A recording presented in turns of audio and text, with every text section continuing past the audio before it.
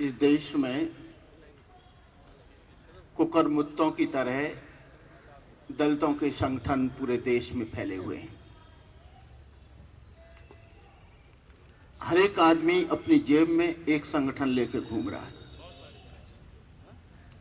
सभी लोग बाबा साहब की, बुद्ध की, ज्योतिराव फुले की, रमाबाई की, कबीर की, सबकी बात करते हैं।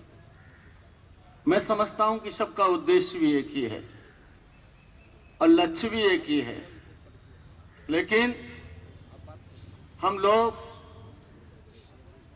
फिर भी सफल नहीं हो पा रहे हैं। 70 वर्ष इस देश को स्वतंत्र हुए हो गए, कहीं जुल्म बंद नहीं हो रहा है। कहीं बच्चों को लटकाया जा रहा है, तो कहीं मारा जा रहा है, कहीं पीटा जा रहा है, कहीं अलग अलग अपने तरीके से नारे लगवाए जा रहे हैं। गोरेगांव या सब्बीरपुर कोई नई घटना नहीं है। इससे पहले भी देवली, साडुपुर, बेलछी, बिस्वामपुर, बाजितपुर, अल्मोड़ा, तमाम कांड, तमाम बच्चे, तमाम 25-25 लोगों की हत्याएं पहले भी हो चुकी हैं, लेकिन हम लोग फिर भी चुप हैं। हम जानते हैं कि सत्ता उनकी है, व्यवस्था उनकी है, न्यायपालिका उनकी है, कार्यपालिका उनकी है, विधायिका उनकी है, लॉ एंड ऑर्डर उनका है, आईएएस उनके हैं, आईपीएस उनके हैं। हम लोग हर मोड़ पर असफल हो जाते हैं। मेमोरेंडम देते हैं, डस्टबिन में डाल दिया जाता है, हमारी सजाए मौत वैसी की वैसी रहती है। मैं सब्बीरपुर वाले कांड में दोनों में मुझे बोलने का मौका मिला और मेरी स्पीच को कम से कम 1.5 करोड़ लोगों ने यूट्यूब पे सुना। 4-5 स्पीच चल रही है, लेकिन आज उत्तर प्रदेश ही नहीं, सारा देश नेतृत्व विहीन हो चुका है।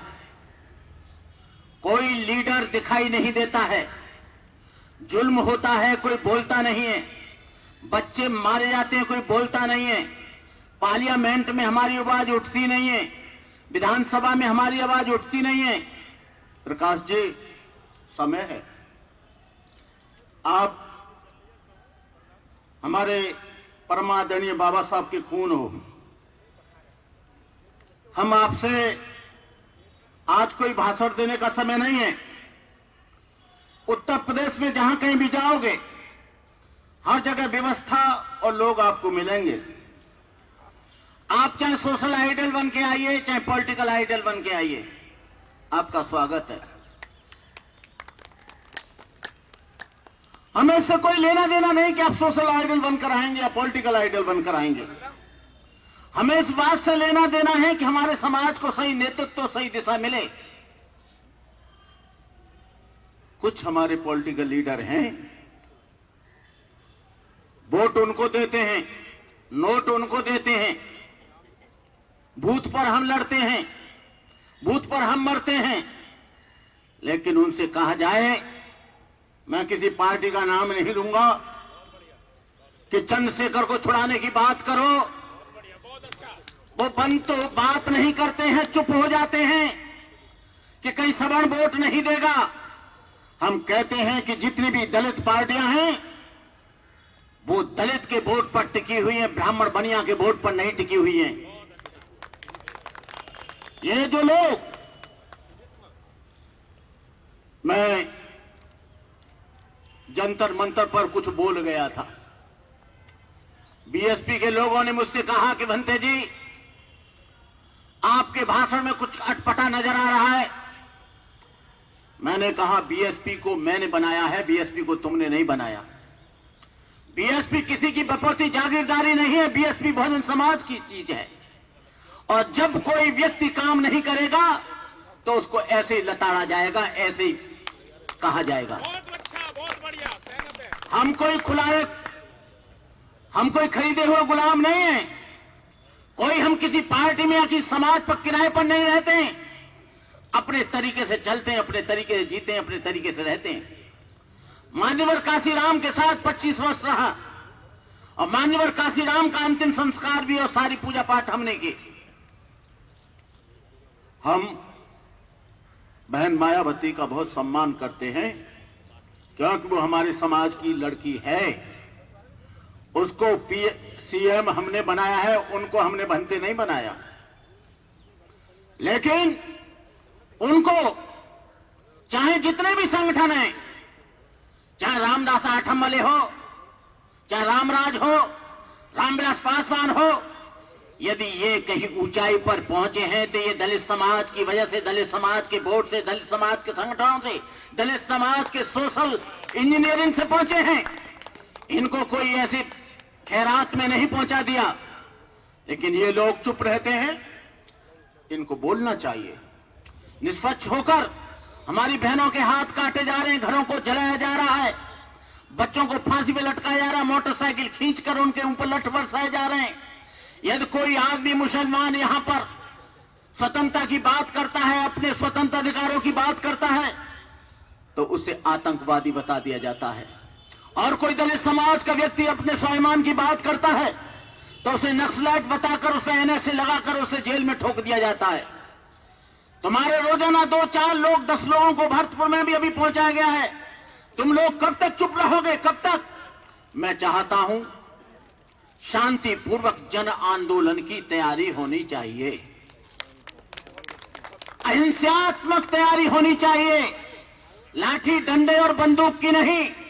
पूरा देश जाम हो जाए जन आंदोलन से, रेलगाड़ियां ठप हो जाएं, कारें चलना बंद हो जाएं, फैक्ट्रियां बंद हो जाएं। हम लोगों को असहयोग आंदोलन के लिए तैयार रहना पड़ेगा। हमको कोई मारपीट या मारकाट नहीं करेंगे। हम बाबा साहब के अनुयायी नहीं, हम बुद्ध के भी अनुयायी हैं। हम चाहते हैं कि जन आंदोलन ऐसा बने कि सारे देश की सड़कें भर जाएं। आप प्रकाश जी, आप आगे आइए और इस जन आंदोलन को दिल्ली से ही, यूपी से ही आप शुरू करिए। और अभी नहीं, आज से ही करिए। आज से ही नहीं, पूरे उत्तर प्रदेश में भ्रमण करना सोचिए। आप ये मर जाइए, ये सोचिए कि आप फांसी के तख्ते पर चढ़कर फांसी लगाने जा रहे हैं। आप मर जाओ समाज के लिए। जिंदा होते भी ये समझो कि मैं समाज के लिए मर गया। करोड़ों लोग तुम्हारे लिए मर जाएंगे, लाखों लोग तुम्हारे पीछे होंगे, हजारों लोग तुम्हारे आंदोलन के साथ तुम्हारे नेतृत्व को स्वीकार करेंगे। प्रकाश जी, आज बहुत लंबे समय बाद मुझे आपके सामने बोलने का मौका मिला है। प्रकाश जी, मैं आपका बहुत सम्मान करता हूं और आपने भी हमेशा एक मित्र भाव से मुझे हमेशा स्नेह दिया है, मैं जानता हूं। चाहे तो मैं राजगृह में बॉम्बे आया, चाहे आप कहीं भी आंध्र प्रदेश भवन में मिले, चाहे महाराष्ट्र भवन में मिले, मैं बड़ी आत्मीयता से आपने मुझे स्नेह दिया। मैं ज्यादा न कहकर मैं आप लोगों से एक बात कहना चाहूंगा। जो उस बच्चे को छुड़ाने की बात करेगा, हम उसके साथ होंगे। हम चाहते हैं कि उस बच्चे को जल्दी से जल्दी छुड़ाया जाए। वो जेल के जो सरकार उसे मारना चाहती है, स्लो पॉइजन देकर उसे मारना चाहती है। ऐसे आपके लोग मरते रहेंगे तो आपका आंदोलन कभी कोई जिंदा नहीं रहेगा, कोई भी आंदोलन नहीं चलेगा, कोई भी समाज को आंदोलन चलाने के लिए नहीं आएगा। इसलिए मैं चाहता हूं, मैं झारखंड गया, उड़ीसा गया, मध्य प्रदेश गया, कर्नाटक गया, महाराष्ट्र गया, हर जगह जाता रहता हूं। बालक राम जी जानते हैं कि मैं कितना काम कर रहा हूं। अब मेरी उम्र 68 ईयर्स हो गई है। मेरे अंदर पहली जैसी एनर्जी नहीं रही है। ताकत, हर चीज ढलती है, हर चीज का परिवर्तन होता है। इसलिए मैं चाहता हूं कि बचा जो समय है वो हमारा समय प्रकाश जी को मिल जाए और समाज आगे चला जाए। इनके सहयोग से, इन्हीं बातों के साथ मैं अपनी बात समाप्त करता हूं। जय भीम, जय भारत, नमो बुद्धाय।